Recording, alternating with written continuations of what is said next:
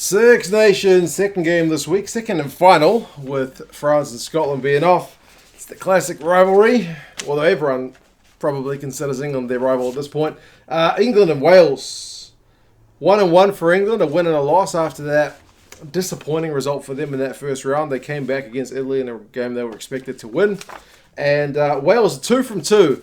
And people are giving Wales all kinds of stick about those red cards, man, but Wales only play the team that's presented in front of them. Wales don't decide who gets a red card, so it will be an interesting one to see. God forbid England get a red card in this game. Please don't let it happen. Let's have a game that finishes 15-15.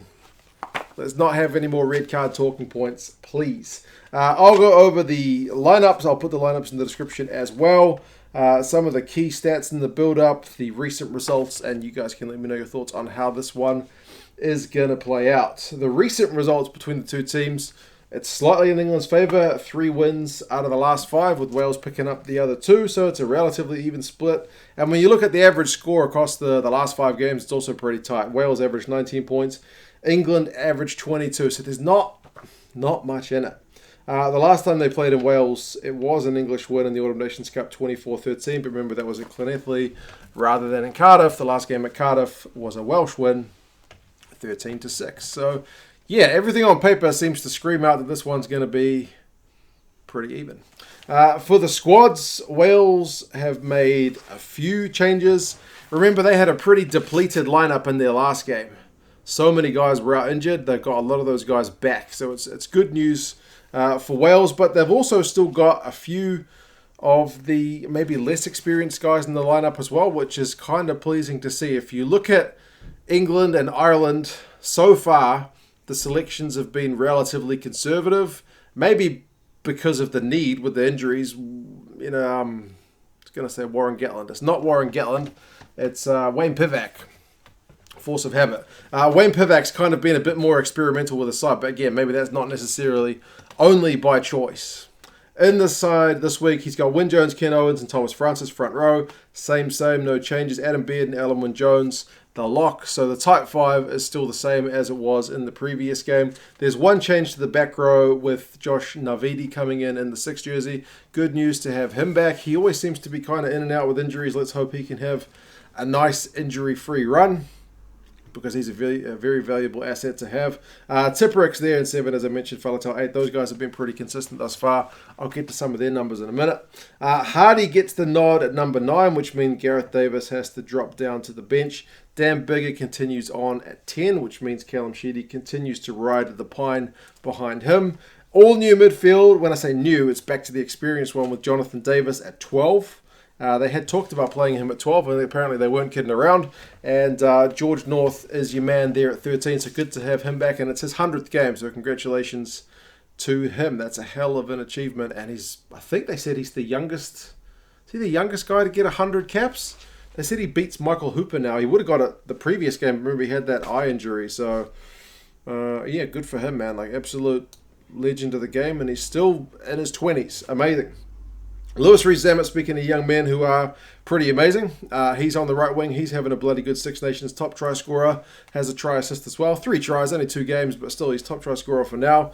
And Josh Adams is back on the left wing. Just more good news, man. If you're Welsh, you must be cautiously optimistic. I don't know. It's a pretty good lineup. And Liam Williams is back at fullback, probably his best position. Very secure at the back. Remember, what was that game where England were absolutely on fire and Liam Williams was just, as they kicked things through to him, he was just cleaning everything up at the back. It's what he does, man. So England will need to kick carefully if they're going to do that, because he is a very hard man to find out of position. Cory Hill's coming to the side. Otherwise, the bench pretty much seems the same. Remember, I said Gareth Davies is down there. Halaholo is still there. Leon Brown, James Botham, and whatnot. So, yeah, it's a good mixture. Pretty happy with the Welsh side. Now, as I mentioned, the English side, it's a wee bit maybe more conservative. It's not sweeping changes. Eddie Jones is not really known for his rotation at this point. It's pretty steady as she goes. Mako, Vunipola, Jamie George, Kyle Sinckler, same front row. Maro, Itoje, Jonny Hill, same second row. Mark Wilson, Tom Curry, and Billy Vunipola is the one change in the lineup is Mark Wilson. He's come in for Courtney Laws, who has picked up a knock. I don't think they specified what it was, but he's not 100%. So Mark Wilson comes back. Remember, he played in the opening round and then was dropped for the second week. So he is back. Billy V's been under a bit of scrutiny, apparently by himself, saying that he's been below average. So he'll be looking to have a big game up against Faletau, who has been everywhere. Ben Youngs and George Ford continue on at 9 and 10. George Ford will get, not George Ford, Ben Youngs will get stick. Ford as well as Youngs, both of them really, but Youngs especially will get plenty of stick on every social media platform every time he is chosen, but he is Eddie's guy. And as I mentioned, George Ford there. Farrell and Slade are 12-13, May and Watson 11 and 14, and Daly is at 15. So yeah, man, pretty steady as she goes. Steady, steady, steady from Eddie. The replacements, George Martin comes in because remember Willis is injured, so yeah, 6-2 split on the bench for these guys. Robson and Mellons are your backs. Cowan-Dickie, Gench, Stewart, Yules, Ben Earls there as well.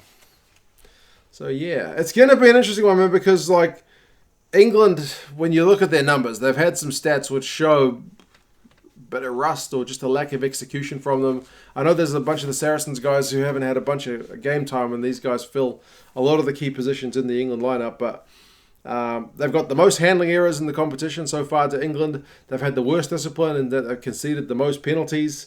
You look at some of the good numbers like Itoje and Tom Curry absolutely fly in with dominant tackles. They love pushing opposition runners back from whence they came. So that's a great thing to see, but Itoje is also one of the main offenders in terms of penalties conceded. Curry's up there as well, but Itoje is really one of the main guys. I think only Willemse from France has more dominant tackles than Itoje and Curry, though. These guys are pretty ferocious defenders. But, I mean, I know they scored a few tries against Italy, but it's not been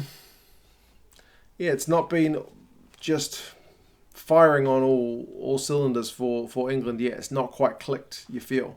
So maybe third time is the one where they really get things right. For Wales, when you look at their team, it seems to be largely built on defensemen. They haven't had that much ball. They've made the least run meters in the competition. They've made the most tackles. Defensively solid team, which is not something you would necessarily associate with a Wayne Pivac team built on a rock-solid defense. Justin Tipuric, Taulupe Faletau, and Alun Jones, those are your top three tacklers in the competition this year. 1, 2, and 3. All Welshmen. They've been asked to make a heap of tackles. And when you look at the attacking numbers for Wales, sometimes it doesn't look that pretty reading, but if you're looking for individual brilliance, Rees-Zammit's got very good numbers as well. But yeah, it's not always about individual performances and clocking up stats. It's about team performances. And overall, just looking at Wales, maybe it's just the 2 wins on the trot. I know there's the red card thing, but Wales just... am I nuts getting slightly good vibes? Maybe I am. I don't know. We'll see. It'll be a good test for them at the weekend. Very good.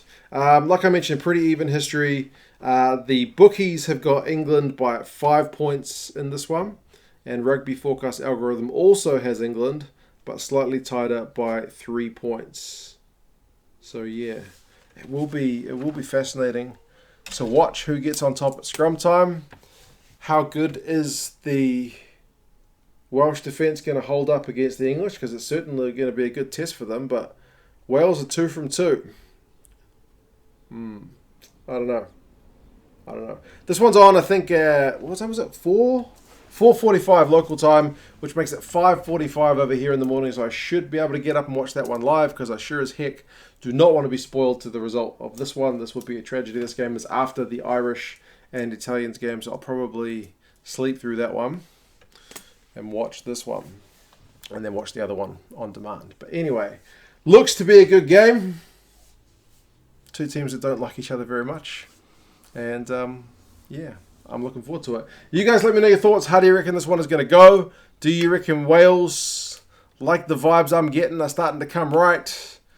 As I mentioned, England, I don't think are quite firing yet, but maybe this is the game where they finally really click.